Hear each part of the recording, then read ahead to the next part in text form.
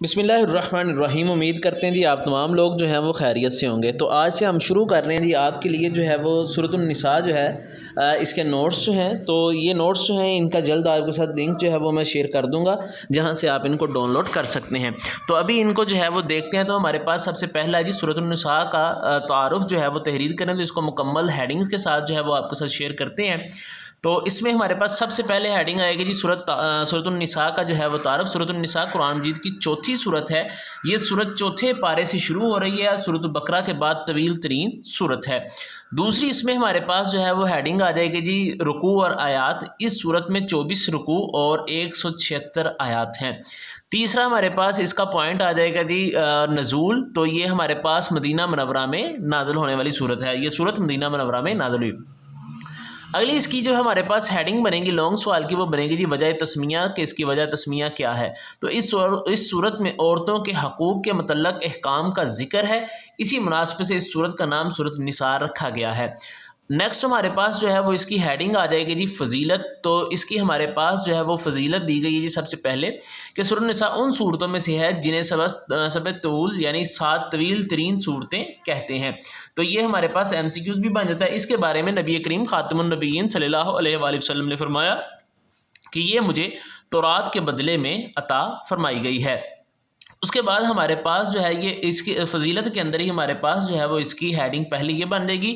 دوسری ہم حدیث دیکھتے ہیں۔ دوسری حدیث میں بیان کیا گیا ہے کہ حضرت عبداللہ بن مسعود رضی اللہ تعالیٰ عنہ بیان کرتے ہیں کہ مجھے نبی کریم خاتم النبیین صلی اللہ علیہ وسلم نے حکم دیا کہ مجھے قرآن مجید پڑھ کر سناؤ۔ میں نے عرض کیا یا رسول اللہ خاتم النبیین صلی اللہ علیہ وسلم، میں آپ کو پڑھ کر سناؤں؟ جبکہ آپ خاتم النبیین صلی اللہ علیہ وآلہ وسلم پر تو قرآن مجید نازل ہوتا ہے۔ نبی کریم خاتم النبیین صلی اللہ علیہ وآلہ وسلم نے فرمایا ہاں سناؤ۔ چنانچہ میں نے سورۃ النساء پڑھی۔ جب میں فکیف اذا جئنا من کل امۃ بشہید وجئنا بک علی ہؤلاء شہید، سورۃ النساء کی آیت نمبر جو ہے جی 41 پر پہنچا تو نبی کریم خاتم النبیین صلی اللہ علیہ وآلہ وسلم نے فرمایا اب بس کرو۔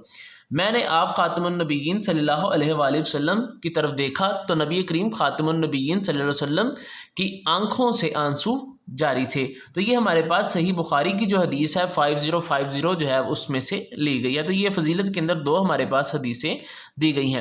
نیکسٹ جو ہمارے پاس اس کی ہیڈنگ آئے گی جی وہ آئے گی جی اس کی مباحث کی کہ سورۃ النساء میں خاندان کی تنظیم کے اصول جو ہیں وہ بیان کیے گئے ہیں۔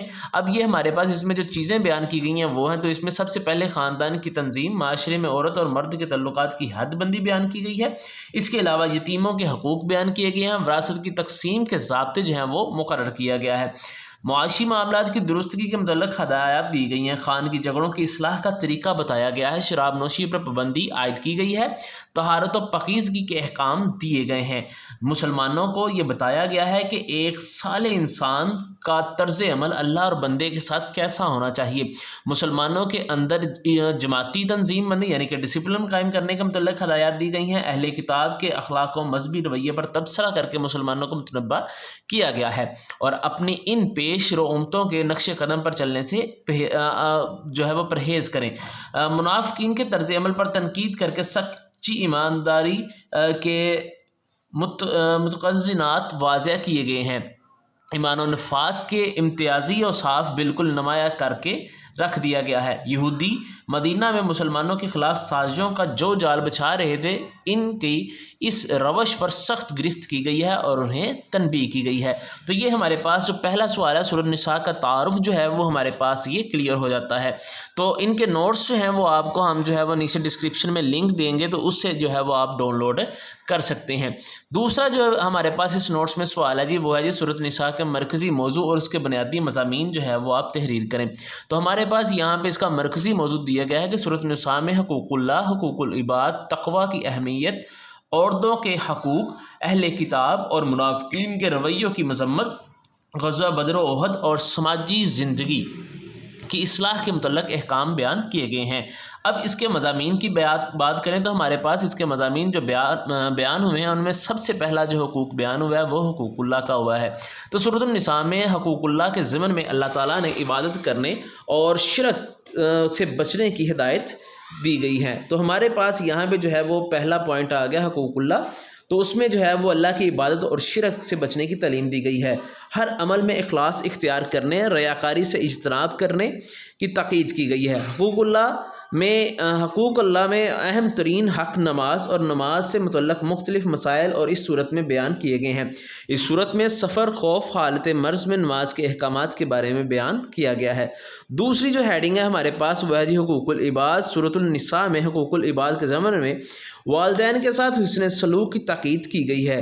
اس کے علاوہ قریبی رشتہ داروں، یتیموں، مسکینوں، ہمسایوں اور مسافروں وغیرہ کے حقوق ادا کرنے پر زور دیا گیا ہے۔ تو تیسرا جو ہے وہ ہمارے پاس جو اس صورت میں مضمون آیا ہے وہ سماجی اور شرعی ضروریات کے حوالے سے ہدایات دی گئی ہیں کہ سماجی اور شرعی ضروریات کے حوالے سے مختلف ہدایات و تعلیمات دی گئی ہیں۔ نشے کی ممانعت کی گئی ہے۔ یہ تیمم کا طریقہ جو ہے وہ بتایا گیا ہے۔ تیمم ہم کہتے ہیں اگر پانی نہ ہو تو اس کے پانی کے بغیر مٹی سے جو ہے وہ طہارت حاصل کرنا۔ انسانی جان کے حفاظت کے حوالے سے جامع ہدایات فراہم کی گئی ہیں۔ ہجرت اور مہاجرین کی فضیلت جو ہے وہ بیان کی گئی ہے۔ معاشرتی معاملات میں انسان کے ذمہ دارانہ کردار کے حوالے سے سچی گواہی دینے پر زور دیا گیا ہے۔ چوتھا ہمارے پاس جو اس میں مضمون ہے وہ جی اہل کتاب اور منافقین کے غلط رویوں کی مذمت کرنا۔ تو سورۃ النساء میں اہل کتاب اور منافقین کے غیر ذمہ دارانہ اور غلط رویوں مثلاً تحریف کتاب، حکم الہی کی نافرمانی، جہاد فی سبیل اللہ سے راہ فرار اختیار کرنے، موت سے ڈرنے اور مسلمانوں کو راہ راست سے ہٹانے کی کوشش کی مذمت کی گئی ہے اور انہیں لعنت کا مستحق ٹھہرایا گیا ہے۔ تو پانچواں ہمارے پاس جو اس صورت میں جو ہے وہ مضمون بیان کیا گیا ہے وہ عورتوں کے حقوق ہیں۔ تو اس صورت میں عورتوں کے حقوق ادا کرنے اور ان سے حسن سلوک کا حکم دیا گیا ہے، خصوصاً نکاح کے وقت حق مہر کی ادائی اور ازواجی زندگی میں حسن معاشرت کی تاکید کی گئی ہے۔ وراثت میں خواتین کا حصہ متعین کیا گیا ہے۔ جن خواتین کا نکاح ہو سکتا ہے اور جن سے نہیں ہو سکتا ان رشتوں کی وضاحت کی گئی ہے۔ اس صورت میں جہاں عورتوں کے حقوق کی وضاحت ہے وہاں ان پر کچھ اخلاقی و معاشرتی ذمہ داریاں بھی عائد کی گئی ہیں۔ چھٹا ہے جی ہمارے پاس اس میں مضمون وراثت کی تقسیم کے احکام۔ سورۃ النساء میں وراثت کی تقسیم کے احکام بیان کرتے ہوئے حصہ داران ان کی تفصیل بیان کی گئی ہے۔ ساتواں ہمارے پاس جو پوائنٹ ہے وہ ہے جی یتیموں کے حقوق۔ یتیموں کے حقوق میں ہے جی کہ اس صورت میں یتیموں کے حقوق بیان کیے گئے ہیں۔ اس سلسلے میں ان کے اموال کی حفاظت کرنے کا حکم دیا گیا ہے۔ یتیم بچوں کے مال کو اپنے مال کے ساتھ ملا کر کھانے سے منع کیا گیا ہے۔ یہ تاکید کی گئی ہے کہ یتیموں کا مال بے جا استعمال نہ کیا جائے، اسے ضائع نہ کیا جائے، نہ ہی ان کا مال کم سنی میں ان کے حوالے کیا جائے، بلکہ جب وہ سمجھ بوجھ کی عمر کو پہنچ جائیں تو مکمل دیانتداری کے ساتھ ان کے حوالے کر دیا جائے۔ آٹھواں ہمارے پاس پوائنٹ ہے جی دعوت و تبلیغ۔ جاہلیت کے مقابلے میں اسلام جس اخلاقیات و مدنی اصلاح کی طرف دنیا کو بلا رہا تھا اس کی توضیح کرنے کے علاوہ یہودیوں، عیسائیوں اور مشرکین تینوں کے گروہوں کے غلط مذہبی تصورات اور غلط اخلاق و اعمال پر اس صورت میں تنقید کر کے ان کو دین حق کی طرف بلانے کی دعوت دی گئی ہے۔ لاسٹ پہ ہمارے پاس جو ہے وہ آیات دی گئی ہیں جی، جو ہے اس میں پہلی آیت جو دی گئی ہے وہ ہے جی یتیموں کا ناحق مال کھانے کی سزا۔ تو یتیموں کا مال ناحق کھانے کی اللہ تعالیٰ نے قرآن مجید میں کیا سزا بیان فرمائی ہے کہ بے شک وہ لوگ جو یتیموں کا مال ناحق کھاتے ہیں بے شک وہ اپنے پیٹوں میں آگ ہی بھرتے ہیں اور وہ عنقریب بھڑکتی ہوئی آگ میں جھلسیں گے۔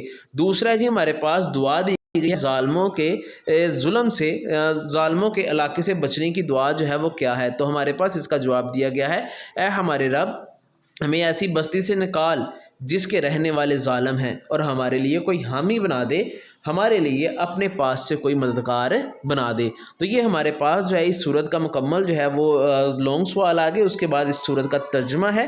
تو اس ترجمہ جو ہے وہ آپ کے ساتھ جو ہے وہ شیئر کیا جا چکا ہے، ورڈ ٹو ورڈ جو ہے وہ آپ کے ساتھ شیئر کیا جا رہا ہے۔ تو ان کے جو ہے وہ دوسری ویڈیو میں انشاءاللہ اس کے باقی جو آیات ہیں وہ آپ کے ساتھ شیئر کر دیتے ہیں۔